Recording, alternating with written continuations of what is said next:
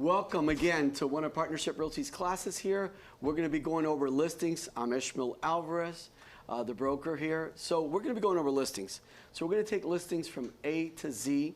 And again, realtors that are watching this class, thank you for watching this. It's very important to be updated and knowing what you're doing.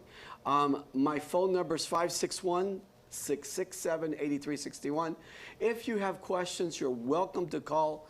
We're going to put you on speakerphone and we're going to answer your questions over there. But you could also email the questions in. We're still going to answer your questions. So don't feel bad if you guys are sitting at home and you're not able to, ask a few questions. So let's go here. We're going to go from listings from A to C, from the beginning all the way to the very end. The first step is going to come in to where somebody is going to refer you.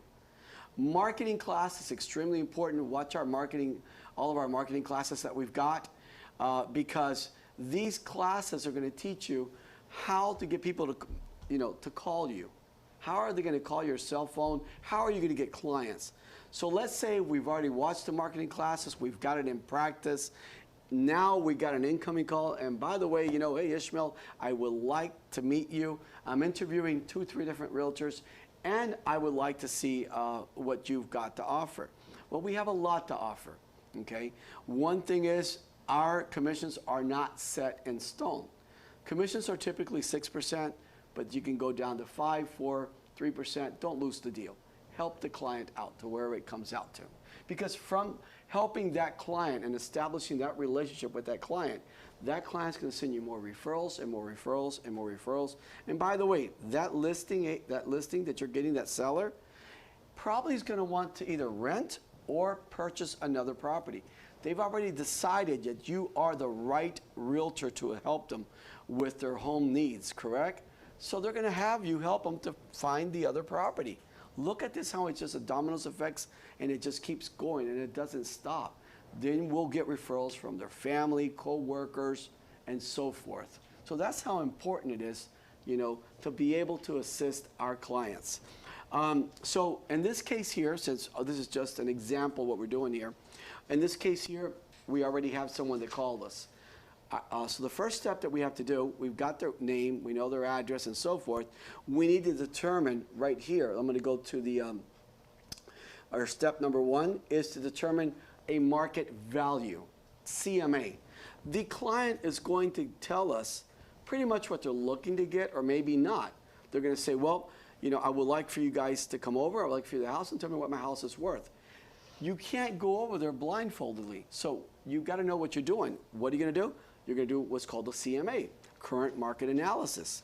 So you guys are going to go over there. Before you guys go over there, you're going to do a research in that development. You guys need to look at every active listing, every pending listing, and every contingent listing. What's the difference between pending and contingent? Nothing. They're both under contract. Okay? Back on the market, and you're going to look at the closed. Closed means it already sold. But please don't look at a year later. Automatically, our MLS is defaulted to give you a year back. Just change the 365 days and put in there 180 days. Because a year ago is a totally different market to today's market. So we want to know what the appraiser is going to do as well too. They're going to look at the last 6 months as well. Okay, so you guys just look at the last 6 months. So you want to do a CMA or an RPR. We've got many classes that you guys can watch through our YouTube. Go to Partnership Realty. Remember, when you go to YouTube at Partnership Realty, go to subscribe, and also there is a little notification of a little bell. Click on that as well too, because every time that something's coming up new, you guys are going to be notified. So that's a little notification of what's coming up. On Facebook, click like.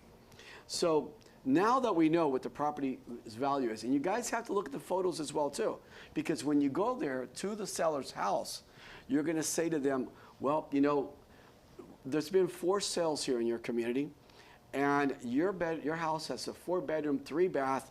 The other ones are 3 bedrooms, 2 bath, but I did find one 4-bedroom, 3-bath with the pool. You got to look at also the photos to see, have they been upgraded or they have not been upgraded. Because of course a home that has been upgraded is worth more than a home that's not been upgraded, you know. And then you're going to come up with a good, you know, determining factor of what the value is. Because you don't want to run into a problem where the property is not going to appraise either, you know. So we need to know all this. Locations and community are very important. We stay inside the community. But we have had communities that there hasn't been that many sales. So there's only been a couple of current sales, but there's a very similar community across the street. And we can go in there and find comps as well there, okay? So you need to look at how many days the property has been on the market. You've got to see that. Because if a property is active and it's been 180 days on the market, what's that telling us? I think it's a little overpriced. Yeah, it's priced too high. Okay? The conditions of the property, the square footage is very, very important. If the subject property is, for example, 2,300 square feet, and there was a current sale just 2 weeks ago or a month ago at, say, out, for example, 3,200 square feet, those are two different properties. Those are completely two different properties. So you can look at your comparables, 200 to 300 square feet up or down, and then we can adjust for it. How do you do this? Watch our classes, and I'll teach you guys on how to adjust for it. Okay? Upgrades and features, bedrooms, you know, a pool, just everything. You know, it's a two-car garage. Does it not have a garage? Is it a carport? It just doesn't have a carport. Doesn't have a garage. It's just got, you know, a parking space. All of that we need to look at. Okay, is it fenced in? You know, is it a new roof and so forth? We need to find out all these questions, and we do by going there. So you guys have now a good idea of what the property is worth. So you need to go over there prepared with all of your, you know, research that you've done, all the active properties, all the pending properties, all the sold properties, so you can give a very nice presentation to the seller, and about you as well too. The MLS is full with these fantastic templates. And by the way, we also have printers that will print you, for example, 20 or 30. These are professional booklets. They're really inexpensive, like $3. Are you kidding me? That's nothing. But when you're going to go get, what, $500,000, $750,000, $1 million home, I think that you would want to go there with that great, phenomenal presentation. And we've got these printers with these templates with all your information. Just everything's there. I recommend to do it. If not, the MLS has these wonderful templates, very professional, by the way, with your information and company information, the subject property information, and you can put in there all the sales and everything. It's really phenomenal. But you guys need to go over there with the exclusive listing agreement. These are the items that you're going to be requesting when you go over there. If there's an HOA, or a condo, we need to get that HOA's contact information, their name, the phone number, the address, and so forth. But sometimes there are HOAs and there are management companies as well too. So you need them both. You need them both, okay? You're going to ask the client if they have a monthly, or sometimes these HOAs will send a yearly coupon book. So make a photocopy. Make a photocopy. Here's one of the best things, guys. You don't have to carry one of those little mini copiers. Those days are over with. Look at your copier. Your cell phone. I love it. Snapshot. Okay, took a quick photo of it. I emailed it to me, went straight in my file to my Foreign Simplicity. I've got it inside my subject property. So this is it. This is wonderful. So you want to go into Pappas. Pappas is Palm Beach County Property Appraiser. So if every single county has a different property appraiser.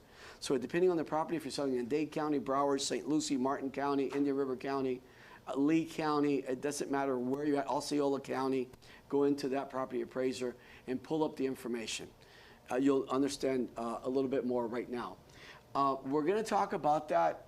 We're going to talk about that the property appraiser's office, for whatever county it is, they're not accurate. And we picked out a property yesterday that we're going to be, one of our realtors gave us permission to do it, but we're using it as a test subject today, but it's going to be active in probably about a week, okay? But it was the perfect one. Geez, it was perfect. Why? The property appraiser's office is going to be very accurate on what the taxes are per year, what the square footage is, you know, but they're not accurate. They're not accurate on the bedroom count. They're not accurate on, for example, the bathroom count. So when you go to the property, you see it's a 3 bedrooms, 2 bath. But when you look at the property appraiser's office, for example, the one we're looking at today is going to have 0 bedrooms, 1 bath. Are you kidding?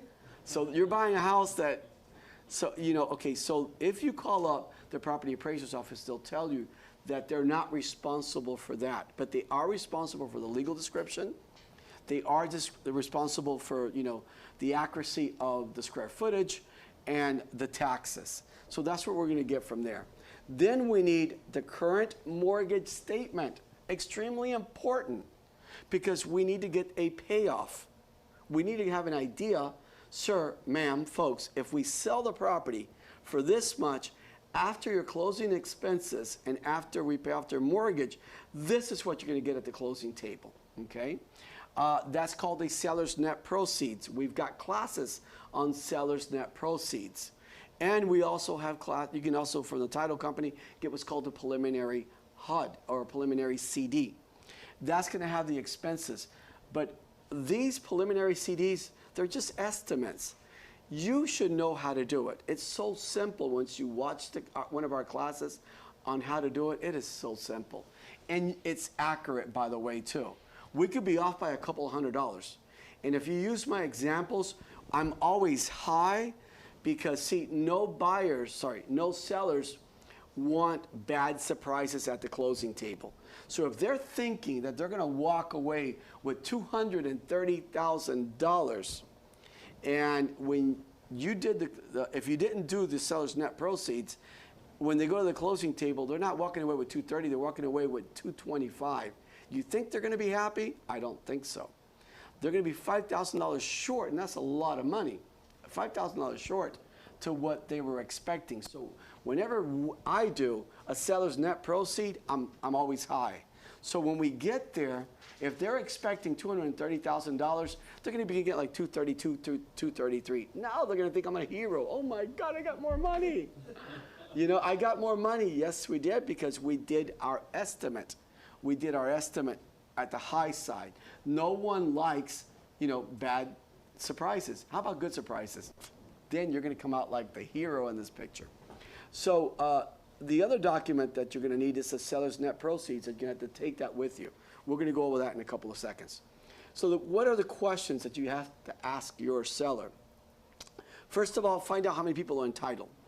What if you're sitting with one person there, but on title, you already looked and saw that there were 2 people on title? You're going to ask them, where is certain individual at? Well, they're not here. We're going through a separation. Guys, they both have to sign. They both have to be in agreements that they're selling this property and so forth. You cannot get just the signature of that one seller. The other seller has to also sign. A lot of people, because of certain reasons, whether it's financing or something like that, won't put the other seller on title. So do ask if they're married, because the spouse has to sign as well too, even though they're not on title. By Florida homestead laws, guess what? They got to sign. So you have to make sure your listing agreement is signed by both parties, okay? The listing agreement is going to determine also your commission. Your commission's got to be exact to the listing agreement in the MLS. They have to coincide. They have to be perfect, okay? The MLS report is a contract. Who would have thought that? Years ago, the MLS report was nothing more than a marketing, just a marketing flyer telling you all about the property and so forth. Not anymore. Whatever that MLS report says on commission, whether it's 2%, 2.5%, 3%, you can't change it, and it also has to match the listing agreement. Okay, we'll go over that later on through this course here. You also want to ask them if there are any open permits, That's a surprise that neither the listing agent, neither the buyer's agent or the buyer or the mortgage company or the title company or yourself want that surprise at the very, a week before closing, 2 weeks before closing, or so forth. That's going to bring a major problem. Outstanding violations, find out. Do they have all their HOA fees paid up? Okay. Do they have any violations with the city of just something they might have done? So stuff like that we need to find out. Second, mortgages. There are a lot of 100% financing programs out there, both by FHA and conventional. And some of these second mortgages, they are called silent second mortgages. That, like the bond money is one of them, the SHIP program. They don't have to make payments on it. They have to live at the property for X amount of time, like 10 years and things like that. And some of these second mortgages do not go away. You just don't have to make payments on it, but if you ever sell the property, you got to pay off the second mortgage. So even though that they're not making payments on it, they think they only have one mortgage. They do not. They've got two mortgages. Okay, so ask about the second mortgage. Do you have a second mortgage? And also, if they do, you need to gather that information to give to the title company and figure out as well how much did they give them? Did they give them an $8,000 loan? Did they give them a $10,000, $50,000, $60,000 loan through SHIP? Okay, all of that's got to be calculated in. That's got to be calculated in to your seller's net proceeds, and that's called the seller's closing costs. Okay, you got to find out, is there a home equity line of credit? It's a HELOC. Home equity line of credit. It's like a credit card, but it's attached like a second mortgage to the home. That's got to get paid off too. You got to find out if there are any assessments pending. In HOAs, condos and things like that, sometimes they're going to do, some upgrades, and it's going to cost X amount of dollars, for the whole entire job, and they'll be divided by every homeowner. Okay. We need to find out. So again, that's a surprise we don't want to find out about. And also, how do you guys find out? Well, you've already got, the HOA contact information. And even though the client said to you, I'm not sure, the listing agents need to look into that, because this is going to be a bad surprise for you guys. Call up the HOA and ask them these questions. Make sure that there are no pending violations, no assessments, no back HOA dues, and so forth. Find out all those questions, okay? Any capital contribution. Here's what happens. Every single year, okay, all HOAs and condos, they get together and they're going to come up with the new bylaws and the new budget. And they're going to go over all the new changes that are going to be coming and so forth like that. And a lot of clients, they won't go to these HOA meetings, so they don't even know about this. Again, there'll be maybe a capital contribution that they just put in place. There will be some new assessments, okay? All of that is a bad surprise at the closing table that we're here to avoid that. We're here to make this the most pleasant experience as possible, and we want to make sure it goes smoothly from the beginning all the way to the very end. Here is Pappas. This is Palm Beach County. Now, if you're in St. Lucie County or Broward, Indian River County, or Dade County, or Lee County, it doesn't matter, Osceola, you need to have that up. And so Pappas here, I'm going to show you guys in a minute, is Palm Beach County Property Appraisers off. And you're going to either put right here, you'll either put the address or the homeowner's name. You always start with the homeowner's last name, and then then you put the first name. Seller's property disclosure. As I mentioned earlier here, seller's property disclosure. What is a seller's property disclosure? Okay, a seller's property disclosure, and I'm going to show you guys the actual document in a couple of minutes and where to find the document in a couple of minutes. Seller's property disclosure is where the seller's going to sit down and explain what year is the roof, the AC, the plumbing, and just pretty much a series of questions all about the property. It's got to be signed by the seller, and it's got to be signed by your buyer as well too. Well, when when you get an offer. It's got to be signed by the buyer. So both parties must have it. And it's got to go inside your file as well, too. So we'll go over seller's property disclosure in a minute, but all that is a seller just explaining as much as he or she knows about that property. So the buyer's entitled to do that and know that. But what if, in many cases, we have investors? We deal with a lot of investors. And, you know, they bought the property at the courthouse. They bought it at an auction. And sometimes they do not, you know, they don't want to provide you one. Please have them send you an email or a text telling you that they don't want to provide one. And then you're going to let the buyer's agent know, or your buyer, if you have, you know, the buyer as well too, let them know that the seller doesn't want to provide them, but they have the choice to continue on with the purchase of this home or not. And, you know, they have the right to do inspections and things like that. So it's nice to have it on every single deal. We should have it, let's put it that way, unless the seller doesn't want to provide it for whatever odd reason it is. Mortgage statement. Here is a mortgage statement, okay? When you guys go over there, since you don't have that copier, take a front snapshot of the mortgage statement and then take the back as well too, because there'll be some mailing addresses there, there'll be you know, websites, there's going to be phone numbers there that are probably not on the front page. And try to get a current mortgage statement, or at least a month back or 2 months back. But now, for your seller's net proceed, which we're going to talk next, we have to come up with a payoff. Here's the thing, guys. What the payoff, like for example, what you see here in red, this is the payoff, and this is the mortgage, the monthly mortgage statement. This payoff in particular says $254,776.43. That's not the payoff. I would like to calculate high, okay? I would like to be high and not short because, again, no one wants, you know, any bad surprises. So let's just calculate high to be safe for everyone's sake, okay? So what you're going to do is you're going to take the payoff that the mortgage statement says, and then you're going to go here at the monthly payment, and you're going to multiply that by 2, and then that's going to come out to $2482.60, correct? So what are we going to do? We're going to take the payoff, and here we have the monthly payment multiplied by 2. That gives us $257,259.03. That's the payoff we're going to use. That's the payoff. Because you never know as well of hidden surprises. Let me give you an example of hidden surprise. Do you know that all homes must have insurance on it?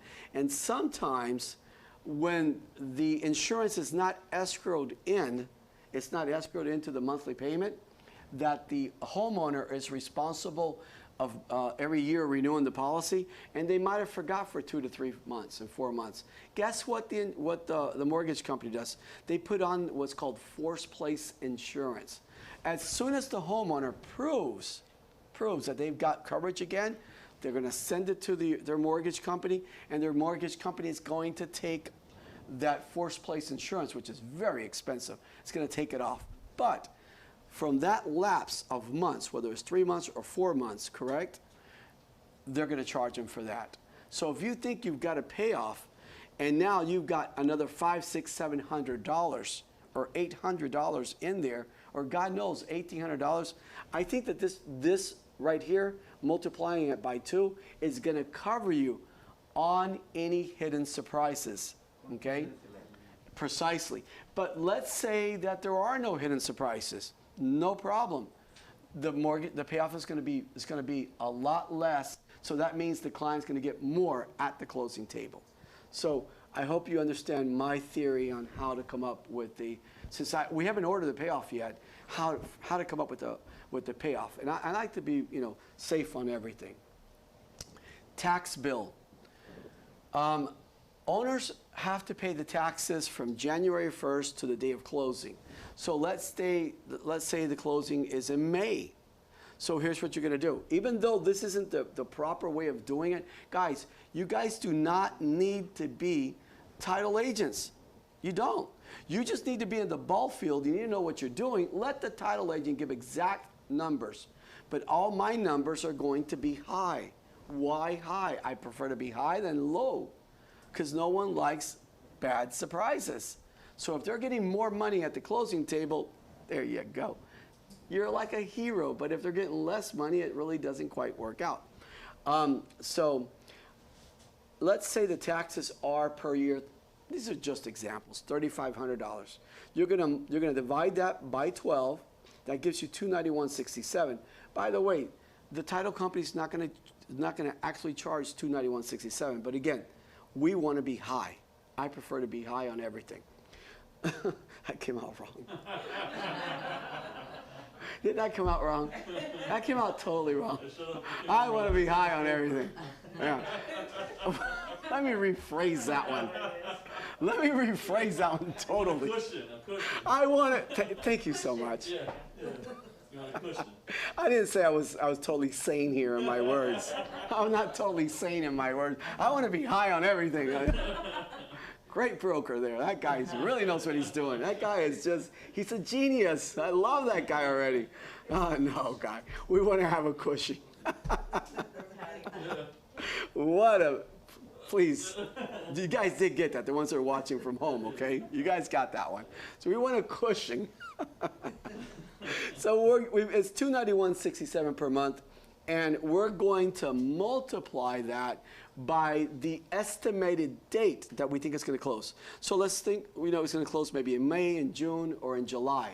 Hopefully it won't. With today's market, nothing's closing in July. Everything's closing within 30 days, maximum 40 days. So let's, if it's in June, then we're going to multiply, 291 times, 6 months. But here, since I did this, you can obviously tell I did it a couple of months back. We're multiplying it by 4, and it comes out to 1166.68. Again, there is a huge cushion in there, but I prefer to leave the cushion in there, okay? I prefer to leave the cushion in there. And that's the number that I'm going to use as my taxes that the seller has to pay from the day that from January 1st to the day of closing. So they're going to give a credit to the buyer. So this is an expense to the seller, okay? It's an expense to the seller. It's part of their closing costs. All right. This is what, here at Partnership Realty, we've got what is the seller's net proceeds, which is the closing expenses. Because every seller wants to know, geez, what are my closing expenses? Well, no problem, sir. Let me figure it out for you. Oh, sorry, by the way, I already figured it out for you. The good thing about this is, this one here that I'm showing you only has one column, because I used this in another class. But the actual seller's net proceeds that we've got has 2 columns. So we're going to list your home, for example, at $389,000. These are the expenses. This is what you're going to walk away at the date of closing. But what if someone offers $345,000, $350,000? So I'm going to give them 2 estimates, one at $368,000 or one at $388,000 and one at $360,000 or $350,000. I'm going to use 2 examples, one at the best case scenario, one at the worst case scenario. These are all your closing expenses, and this is what you're going to walk away with, okay? So in this case here, I use $389,000, just an example, but we'll look at the document in just a quick second. Title company. Title company also can provide you what's called a preliminary CD with the expenses, but you can too.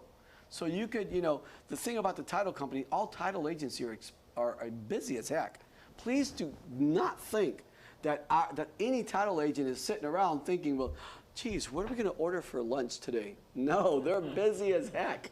So they just can't get to your preliminary CD right away. Okay, in some cases they can because they have some open time, but I don't think that a realtor, at least a Partnership Realty realtor, okay, doesn't need to go to, and because they're busy as heck as it is, you guys need to know what you're doing. So you guys need to know how to fill out a preliminary, not a preliminary CD, seller's net proceeds. You don't need that preliminary CD. You don't need it. You've got it already. But if the client would like to see one, now you can request it, and they'll have it within 24 to 48 hours, or within 2 or 3 hours. Okay. So they're gonna look at your seller's net proceeds, the preliminary CD, and it's got to be they've got to be very, very, very close in numbers, okay? Especially when you guys know what you're doing. But this is Partnership Realty's escrow and title agency right here. The phone number is there that you can call, and we'll be more than happy to help you. All right. This is a document that you're going to need when you go over there as well, too. This right here is a listing guide. All of this is in your form simplicity. This is the listing guide, okay? The listing guide is going to request. Now, Form Simplicities has two different ones. They've got their own listing guide. It's about 3 pages. I've got one drawn up here that's only 1 page. But everything that you need to measure and get the measurements, you need to get the information from the HOA and so forth, you're going to fill this listing guide, which is an example like this one here. You're going to fill it all out, and then when you come back to your home office, okay, or to our office, that you're going to input all this into the listing, you need this. If not, you can't. You can't upload a listing. You've got to have all this here. So we're going to go over this in a second here. Here's what's going to happen. As you can see here, I've got 2 measuring poles here. There's one with a very small wheel, and then there's another one with a bigger wheel. Why? Either one will work. It's just the bigger wheel works better. Because I like to measure the actual parking lot, you know, for example, 20 by 43. Or, I don't know, 16 by 25. I like measuring, you know, the patio area. I also like measuring the lot, how wide. And you guys can get the measurements, all of this from the Palm Beach County Property Appraiser. And they also have a measuring tool in there that I'll have to teach you guys at another occasion, that you just click on one corner of the actual lot, the picture of the lot, and take the line, click on the other corner, and it's going to give you the distance. Pretty accurate. Could be off by, you know, maybe 2, 3, 4 feet, 5 feet, okay? But it's pretty accurate. At least you'll know it's 123, and it's probably 120, you know, 25 in depth. And then you're going to click on the width from here, and you're going to take it gives you a little red line, and it'll tell you 65. Careful, it's probably 75. But when you use this right here, this is going to give you exactly from where to where. Okay, I like getting it all, you know, and because I like measuring the pool area, the patio area, the deck. I like measuring everything. What measurements do we not need? Hallways, bathrooms. Okay, now I'm going to give you an example of one that I've got of my measuring tape here, which is this one right here, okay? And it's got the meter right there, and you're just going to click on it, reset it, and you're going to take it from one side of the of the wall to the other side. Now here's what's going to happen. You're going to run into, for example, areas that are like, it'll come out to like 12 feet 3 inches. The MLS won't allow you to put 12.3 in there. So what do? Round it off to 12. So what if you're at, for example, you know, 15.7, 15 feet 7 inches. Round it off to no, not 16 because it's too big. Round it off to a lower, to the 15. But again, in all of our listings that we're going to put in there, and I'll show you guys in a minute, it'll tell you that we always put it in public remark, that all measurements are only estimates. They're only estimates. Because you can't exactly put in there 15.7. You can't put it in there, you know. So this is a very nice little, you know, tool to have, because this could be in the back of your, you know, in your trunk there. It doesn't take a lot of space, and very, very inexpensive. Very inexpensive to have. Some realtors have these little, you know, yeah, they're called, I forgot what they're called. You know, it's a little gauge. You put it on the wall, and you measure it, and it'll give you like a beam, and it'll tell you exactly the distance of the other wall. That's pretty fancy. But here's what happens. A lot of times, if there's a mirror, good luck. If there's a window, good luck again there. You know what I mean? And buyers want to know if their living room is 15 by 20, and they know that their furniture fits in a 15 by 20, and you did this and you're off, you know, and you put in there and it got like a sliding glass door, or it got like a window, and you got 15, not 15, you got 25 feet in width. Oh boy, big problems. So this here will prevent anything like that happening.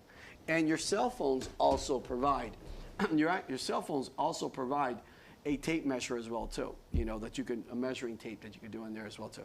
So any of those work. Try to use the one that you think that'll work the best for you. Okay, professional photos.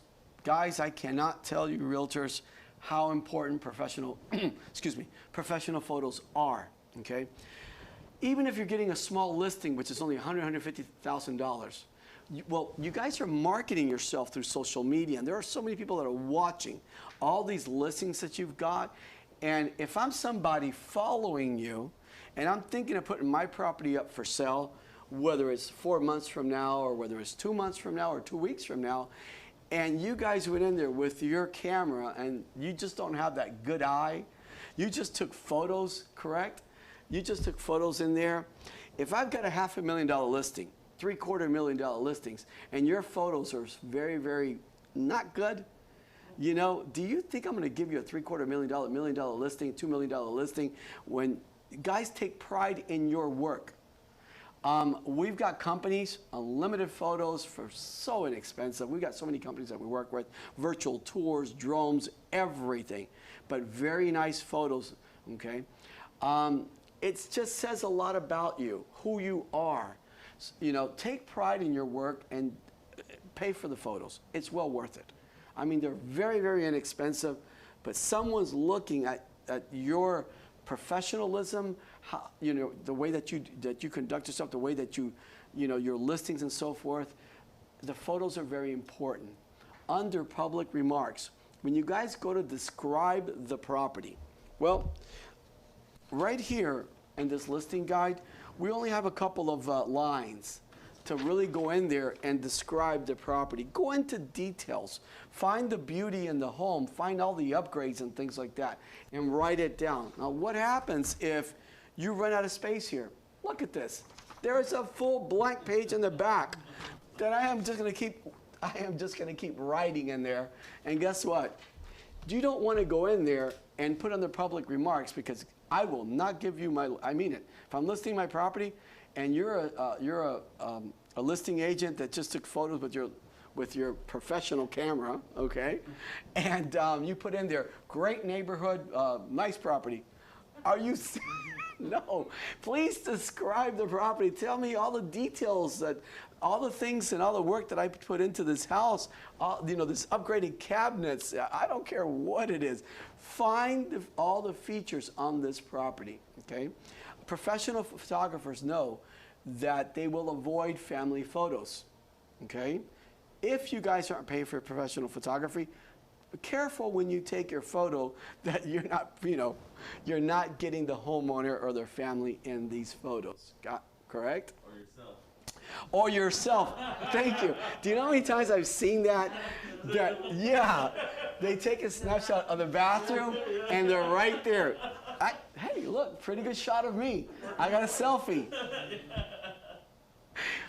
As well too, ask for the cars to be moved out of the driveway. Ask for the cars to be moved out. And if they're not moved out, blur them, okay? Another really important thing, when you guys are taking, let's say your sign's up, make sure that you do not take a photo of that front of that home with your sign, that they can see the company name, your phone number, your name, and so forth. Actually, if you're going to take a photo of it and the sign's there, just go right in front to where the sign's going to be just like this right here. Then take that photo. You can see there's a pole there, but there is no information whatsoever provided in these photos, okay? You guys cannot take other realtors' photos. Please don't do that. Take your own photos. Totally legal, that you can't go and use other companies and other agencies or other photographers' photos. Once you've paid for your own photos, then those are yours. The only way that you could do it is, let's say that you listed the property at one time and it was a rental, but the photos are yours. They're your photos. You can reuse those. Do not reuse the photos of another agency, okay? So here we have Mr. Javier Lopez here, who his whole team does a very good job on professional photos. They're very quick. They're very inexpensive. There's his information. You don't have to use them. We have other agencies as well too, which are very good, just like Mr. Lopez here, and you know, but they'll do everything for you. So, now you've got all your paperwork, you've got everything ready to go. So what do you have to do? Well, you need to email us. And who are you going to email this to? You're going to email this to Yalitza, okay, at PRI, Partnership Realty Inc., okay, Yalitza@gmail.com, and there's her phone number. What do you need to email here to the office? Everything, exclusive listing agreement, sales property disclosure, the whole kit and caboodle needs to be emailed to her, and then she will file it away. She will file it away. So you need to send the whole kit and caboodle of everything that you've got. Here's the great thing. In your form simplicity and your database, you're also going to have it in there. Since it's in there, all you got to do is go in there, click the top box, which selects everything, and then click email, put in there PRIYalitza@gmail.com. She's got it. Now we file it away. So simple to do. Very, very simple to do. All right. Things that realtors must know and should do, okay? When you've got a listing, please answer your calls. Please answer your call. Don't take the listing, or do take the listing and get we have transaction coordinators here. We have a full team of, I think there are 8 ladies here and 1 gentleman that we had him in a Spanish class yesterday. He's phenomenal on inputting your listings in there. They will assist you by answering your calls, showing instructions. They'll assist you with everything. But you guys are professionals. You guys must answer all your calls, texts and emails, okay? And answer them in a timely manner, by the way. So I'm not saying, not 3 days later or 4 days later. I'm not saying that you might be in a showing, you might be in an appointment, but as soon as you get done, start answering them. And here's what's going to happen. As you're answering these calls and texts and emails, you're not going to get backed up with a gazillion, calls in there. And again, that's so not professional. Answer the emails. Recognize, that maybe they're asking questions about your listing, or maybe they sent you an offer. Let them know that the offer was received. This is something you guys must do. Okay, so this is not you should do. It's a must do. Saturdays and Sundays, we don't work on Saturday. A realtor that tells me that they don't work on a Saturday or a Sunday, please change the line of works. Are you kidding me? That's when the clients have time off to go look at the properties and go look at, and especially after work. I have had in my career where I've heard some realtors, I don't work after 6 o'clock. Okay. I don't work Saturdays and Sundays. You want to be a realtor? And you're a realtor? No. You must be a very wealthy realtor. And if you're so wealthy, what are you doing working? Seriously. What are you doing? Oh, I'm just entertaining myself. Well, please, don't entertain yourself. Do your job correctly. Answer your phone calls Saturdays, Sundays, after hours, because clients work from 9 to 5 or 6, and they're calling you at 6 or 7, 8 o'clock at night. That's the time they've got. And other realtors are showing property at that given time to their clients, and that's when they are reaching out to you. Okay? Now, 10 o'clock, 11, that's unnecessary completely. That can wait till 9 o'clock in the morning or 8:30 in the morning the next day, because at 10 o'clock, what are we going to resolve? So, I don't know. But listen, answer at 10 o'clock. I've answered the phone 10, 10:30, 11 o'clock at night and things like that. But I just think at 11 o'clock at night, we could wait till 9 o'clock in the morning the next day, okay? If you go on vacation, make sure you're working with one of our transaction coordinators that's going to be answering your calls, following up with your emails and texts and so forth like that. Or have a coworker help you out. So, if anything, if you have a leave of absence for whatever odd reason, make sure that someone because that is so unprofessional. Again, this is just in my book, my theory, my way of thinking, okay? No, I like answering my calls. That's why I'm available to you guys 7 days a week. You guys will send me a text. Okay, I work best with text, okay? Send me a text. As soon as I get done with my class, my training, or whatever I'm doing, I answer you guys back. I answer you guys back 7 days a week. I just think the way it is. And I'm never backlogged. I am never backed up. I'm always up to date. 2 to 3 texts or emails that I got to answer back. So all offers, whether it's verbal or written, must be presented to your seller or sellers, okay? Now, of course, if a verbal offer comes in, yes, sir, I present it to my seller, and he's interested, he likes it, but I really recommend you put it in writing and send it in. Because really, you can't negotiate something, you don't have anything. Send it in. If the buyer's agent and the buyer is really serious, they're going to write it up, they're going to send it in, we're going to present it, and hopefully the seller will like it, execute it, or counter it, whatever the case may be. And let's talk about counter offers. Anytime there's a counter, it must be dated and initialed. A lot of realtors I see that will just put in their initials to, or sometimes they won't even initial a counter. Any changes to that contract must be initialed, and right next to the initial, dated. That's the effective date. That is the effective date, okay? Oops, sorry about that. Multiple offer situations. 2020, 2021, we are under multiple offer situations and highest and best. So if you get, like I've seen in many cases, geez, I've seen anywhere from 10 to almost 20 offers in 1 day to 2 days, okay? Well, they all have to be presented, and you do have to let all of these buyer's agent that sent you these offers, you do have to let them know that we're under a multiple offer situation. So we need to get together with our seller or sellers, and we need to find out by what date they're going to make a decision on this, okay? So let's say, for example, it's Tuesday, or I don't know, it's Monday, you're talking to the seller, but the seller's not going to make a decision till Wednesday. You got to give them a time, the Wednesday at 4 o'clock. So once you send the first text to the first buyer's agent, okay, letting them know that your offer has been received and you're under a multiple offer situation, once you send it and tell them, listen, we're under a multiple offer. If your client, your buyer would like to send in their highest and best, my seller is going to be making a decision by Wednesday at 4 o'clock. So you do have time to send in your highest and best, okay?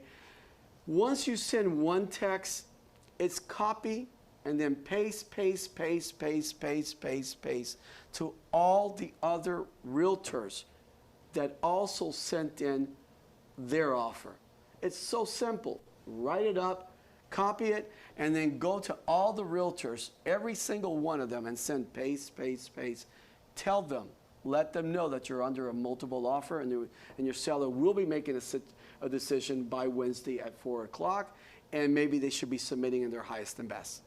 And by that time, once your seller has accepted an offer, correct, and now it's become an executed contract, it's very simple again.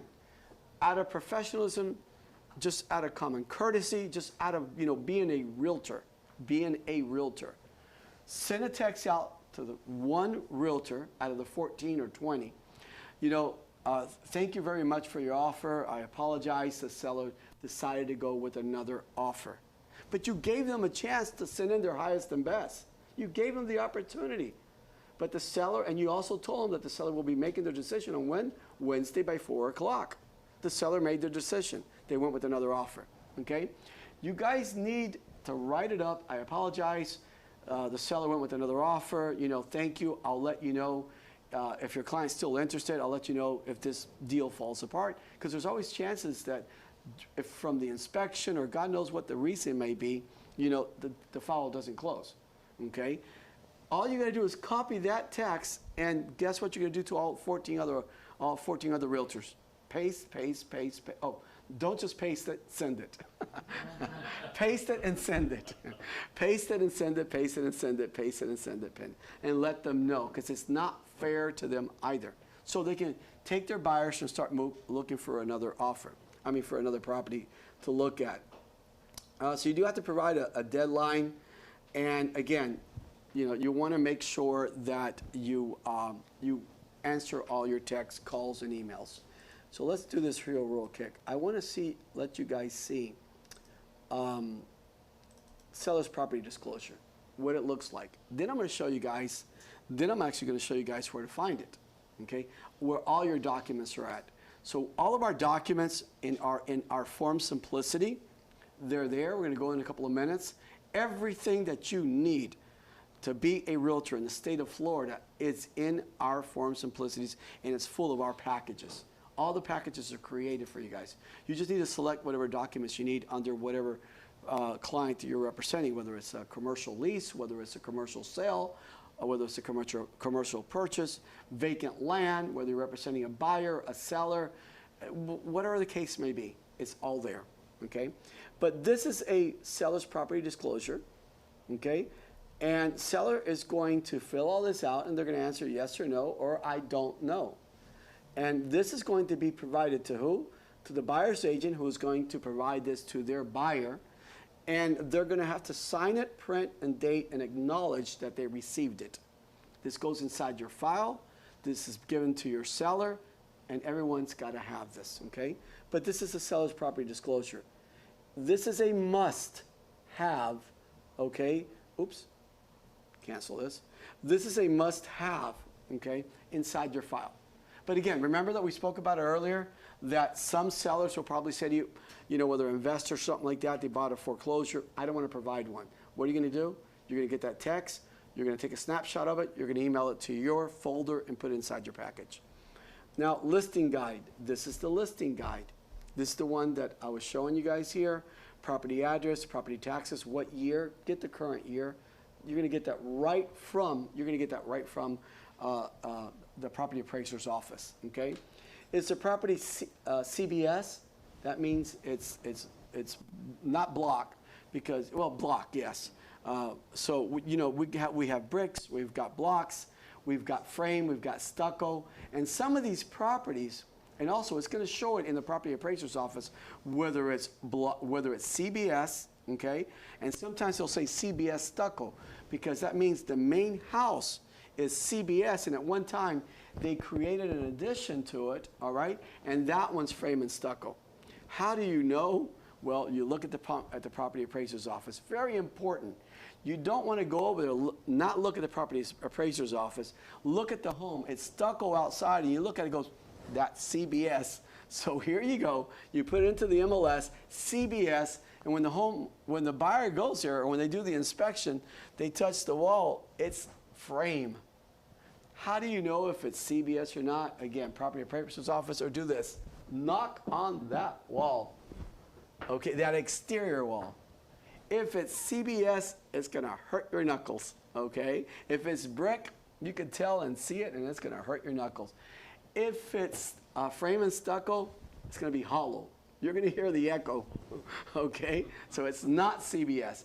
Try to find out any part of the home if it's frame and stucco as well too. HOA. If there's an HOA, we want to know what the monthly or quarterly fee is, and what's included: cable, water, common area, insurance, the gates, the roof, cable. There's so many things. So you want to write all that down. Then you can do the measurements. Remember, we're not going to put 11.3 or 15.7 or something like that. We're going to round it down to 15.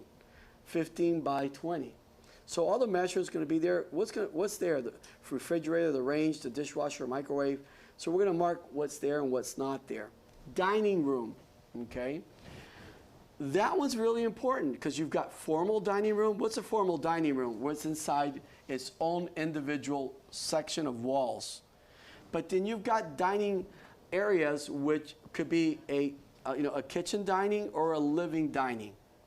So we need to find out, we need to see that. And how do we know whether it's in the kitchen or whether it's in the living room? And it's just one big space. So that's a living dining, okay? And we need to mark that down. Then you got eat-in kitchens. That's totally different. It's like a little breakfast nook or something like that. That's totally different, okay? The measurements, again, that we're going to be getting, it's not the hallways, it's not the closet, it's pretty much almost everything else. Utility room, you know, everything. By the way, let me run this in flight. So when we're doing the kitchen, correct? When we're doing the kitchen, and let's say you're measuring the kitchen, and it goes all the way up to 12 feet. But you stopped right there at the kitchen cabinets. You're not going to do this. Go up and measure.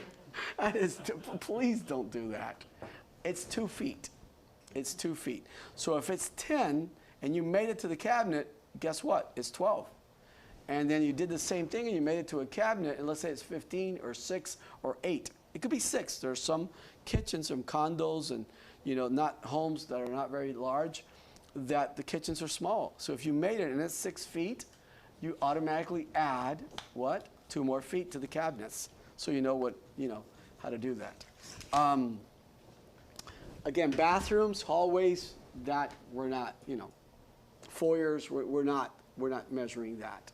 We're measuring living rooms, family rooms, bedrooms, and so forth. Very important as well here. Well, I guess everything here is important. There's just nothing here that's not important. Let me put it to you that way. Washer, dryer. We need to find out. And are they staying? We need to find out as well what's going to stay, what chandeliers are going to stay, what, window treatments are going to stay. We need to find all that out. Do we have any hurricane-proof windows and doors, panels? All of that we need to find out. Something else here, let me go here, that I wanted to mention, bathrooms. We need to know if the master bath is tub and shower or shower only, because they're going to ask you that question when you're inputting your listing in there, okay? Second bathroom, third bathroom, we need to find out if it's tub and shower or shower only. So make sure you write that down, because if you guys don't write this down, if you're anywhere like me, you will forget it. You will forget it. By the time I sit in the car, I go, what color were the walls, So, write it down so you will not forget. So when you go in there, you're going to input your listing to the best as possible. Then you're going to, go out there, again, measure the pool deck, measure the patio area, find out if it's open or, closed, if it's closed, screened in, carport, even the balcony. I like measuring the balcony, okay? A parking space, central air. Does it have central air? If it doesn't. And again, in the seller's property disclosure, it's going to tell you how old the AC unit is and so forth. So it's really important. How many fans? How many smoke detectors? How many remote controls for the garage door? Is it city water? Is it well water? Is it septic? Is it sewer? All of that is extremely important. And then you're going to come down here, okay, and you're going to put all these fine notes of all the beautiful things about the property. But if you run out of space, where are you going to go? To the back of the page. You're going to go to the back of the page. So now, let's close all this here. So we're going to go in there, and we're ready to input a listing. So we're going to input a listing now, unless you guys have any questions, but we're going to input a listing into the MLS. Again, remember, guys, this is just an example. So here we're using a listing that our office is going to be inputting very, very soon. Now, we're not going to input it thoroughly, completely, because it's a lot of it is so simple, because it's just, fill in the blanks. That's it. But we're going to go briefly over it, okay? So the first thing you want to do is you want to come here to the property appraisers, and you're going to put in there 415, and this is southeast, oops, sorry about that, southeast 3rd Street. And see how it just pops up right here? This property is in Delray. See, it pops up right here. Just click on it, and then just click search. So what I want to do is see the photos here afterwards in another class. If I zoom out, I can either zoom out, I could just see the whole community and so forth. You could even see in here everything, and we'll do that in another class, all the current sales. Because when you're doing your CMA, okay, you're doing your market analysis, some properties are sold for sale by owner. And it won't be in the MLS, but it will be right here. And they'll color code it. They'll color code it to let you know it was just sold within the last 6 months, sold a year ago, sold, you know, I forgot what it was. I think it's 4 months, 6 months, a year, you know, but you want to look at the current sales. So here's another place to find comps, that you want to go into. The homeowner's name's going to be there, the warranty deed, but look at this property here that I love. Square footage, total square footage, and, you know, under air. Under air means completely what it says, under air. A garage is not under air. So it's under total square footage, but not under air, okay? So the actual balcony, the actual deck, the actual, you know, patio area, none of that's under air. So all that is under total square footage. So this is very accurate here, but look at this one here that I love on this property here. This one says it's CBS and stucco, but bedrooms, there are no bedrooms. So where are you going to sleep? I don't. Yeah, hopefully in a big bathroom, right? And it's only got one bath. So again, the appraiser's office is not going to be accurate on stuff like this, but they will be accurate on the taxes. And for example, you're going to come here to the taxes in 2020, 2019, 2018. It's going to give you the taxes, and it also tells you if it's homesteaded or not. No homestead exemption. So that's why the property taxes are a lot, you know, greater.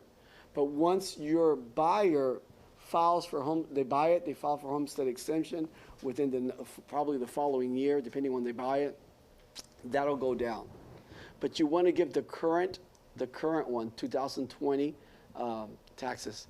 So we're going to come up here real quick now, and we're going to get the legal description, or the partial ID number here, the control number. So I'm going to copy that. What is that? That is our social security number. You know how we can change our names, get married, we get divorced, we could do many things, change our names, but guess what you're not going to change? Your social security number. Things can happen to a house. If you have a corner house that sits right in a corner, and let's say that, you know, the actual address is running down this road here, but there's barely no parking. But on this side here, you've got so much room to do a circular driveway, a beautiful circular driveway,